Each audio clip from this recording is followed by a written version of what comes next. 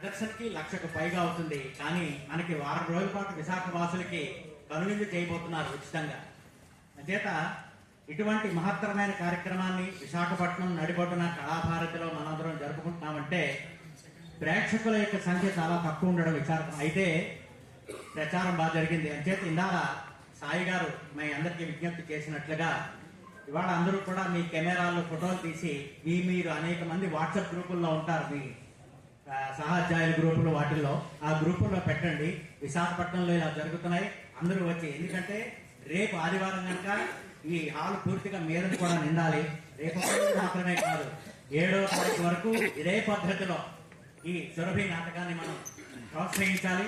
అలాగే మనకి తోచినటువంటిది పత్రం పుష్పం ఫలం తోయం అనేటువంటిది భగవంతుని యొక్క సన్నిధికి చేర్చేది.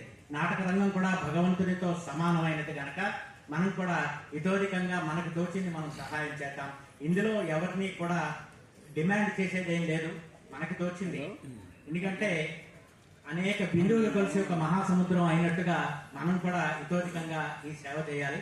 ఈ రోజు అనుకోకుండా నన్ను వేదిక మీదకి పిలిచినటువంటి సాయి గారికి, నాగేశ్వరరావు గారికి, ఇతర సభ్యులకి అందరికీ మరొకసారి సహస్ర కృతజ్ఞతాపూర్వక నమస్కారాలు తెలియజేసుకుంటూ ధన్యవాదాలు.